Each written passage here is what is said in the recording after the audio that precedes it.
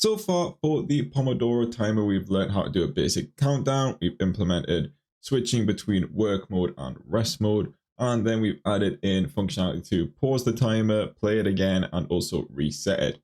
Finally, we're up to adding user inputs. We will have a user input for changing how long the work time is, how long the rest time is, and the number of intervals. As always, there will be a link to the GitHub version if you want to check out the code there. In the GitHub version, I do have the menu sliding in and out, but for this one, I think I'll just keep the menu on screen just so you can see what's happening with the inputs as well. But this should be fairly straightforward. So let's jump over into the code. As I said, here's the GitHub link. It will be down below. But the code is going to be kind of straightforward. There's going to be changes to the HTML, a little bit of CSS just to make it kind of look nice. And there's only really one function I'm going to use in JavaScript. So let's jump right into it. What I want is kind of a sidebar on the HTML. So I think I'm going to create a new div just to kind of contain this settings menu that I want. So div settings menu, for instance. And as I said, we want a input for work time, rest time, and number of intervals, and then a button just to apply these changes. So we will probably separate these out again into divs. I like to keep them kind of separate in my mind. Maybe not the best idea, but we can go with it. I want a label for work time settings, we'll call it. This will be work time. And then we want the input, which is going to be of type number. Just work time settings, just copy that for the ID. Put this as value equal to 5. I'm just going to do it in minutes for now. Min, I'll have it as 0. That will be fine there. And we can we'll give this a class of user input. Let's just duplicate this. So we've got rest time. Pretty much the same settings, nothing else to add in there. Then we've got the work number, what should we call this? Let's just say number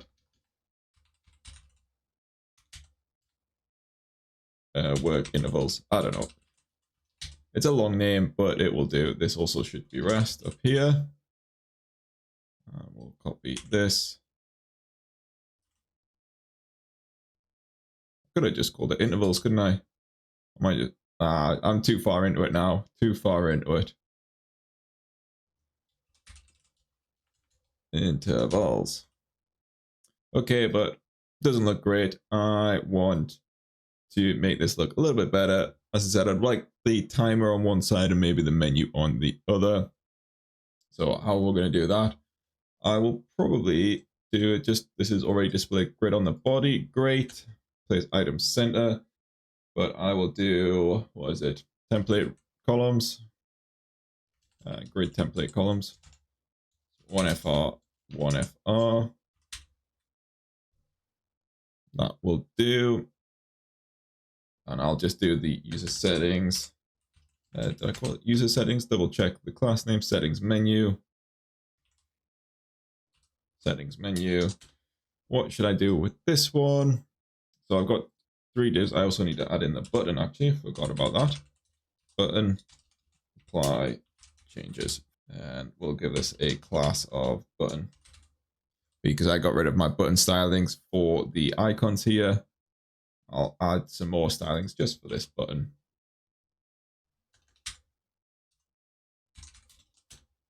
Give it a border, 1 pixel solid. Give it some padding.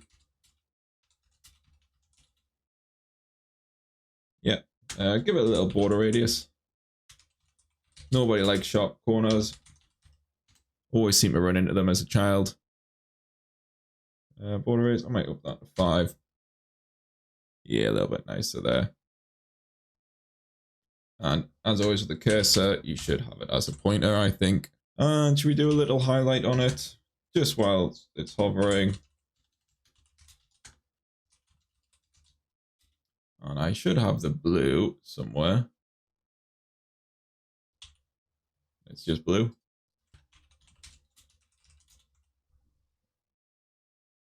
Nice, that will do. Just a little bit of color to spruce it up a little bit.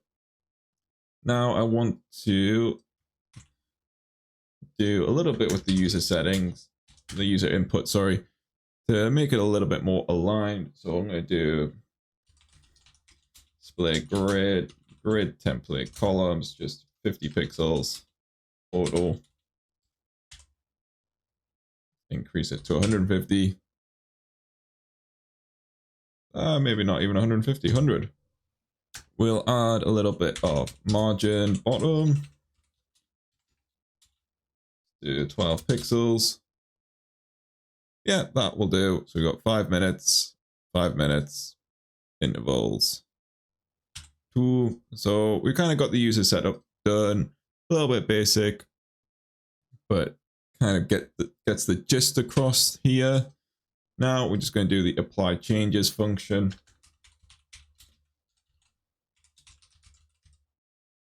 Apply changes, and kind of got a lot of this already set up. What we need to do at the end, so we need to clear the interval. I know it's going to be a bit weird talking about the end at the start, but bear with me, because generally what we've been doing is we update the countdown, and that's kind of the visual aspect of it all. Then we've been going in and starting the countdown, so we know we're going to have to do this. So let's just put this at the end. Now, before we clear the countdown, update the countdown, and start it off again, we need to update the work time, the rest time, and the number of intervals. However, we can't update the rest and work time right now, so I'm going to quickly change these to let to allow the changes to happen. And then all we're going to do is set this value based on this value that we've got in the input, likewise for rest time and intervals. Also, we'll make sure that the current mode is set to work. So we'll copy this part down. Work time is equal to document.get element by ID. Make sure we get the right ID. Work time settings. Dot value. Dot value. Just going to duplicate this down. Make sure we update the rest time, and this is rest time. And double check number of work intervals settings as that. Update. Make sure I've got the right name of the variable. Number of work. However, the work and rest time aren't quite there yet. We need, because this is in minutes, so we want to times it by 60 seconds and 1,000 just to get the right value. Then finally, we actually need to add in the on click event on the button. I don't believe I have it. Nope. So on click,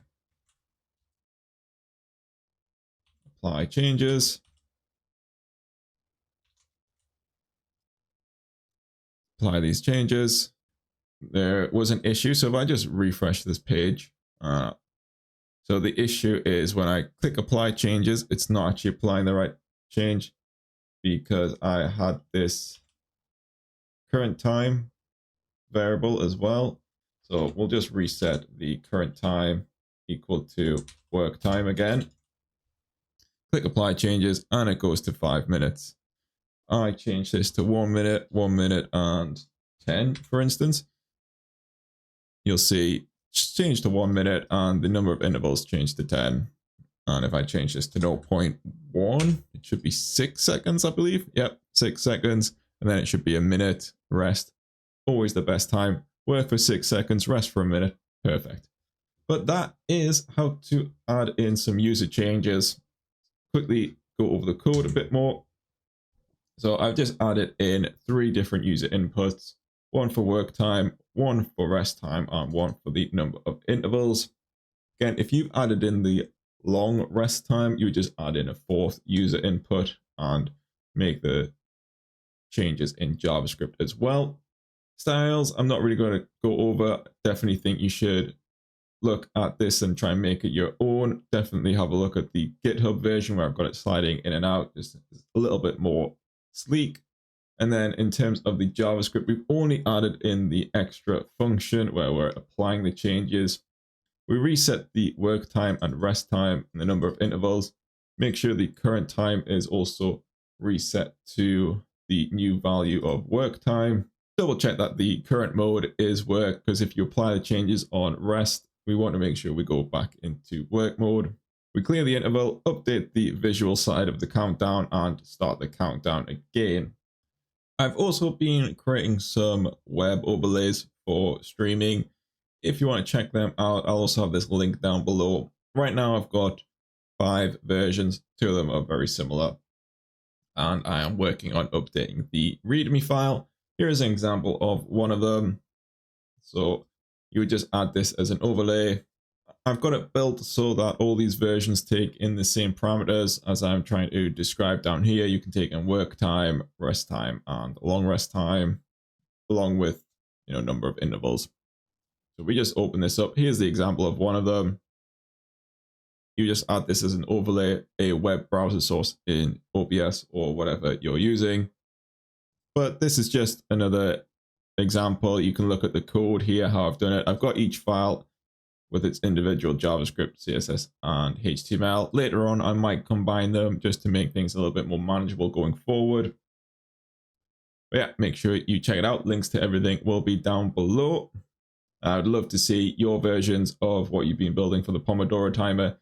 If you really want, you can even add a pull request to this GitHub and add them here so other people can use them as well. That would be great.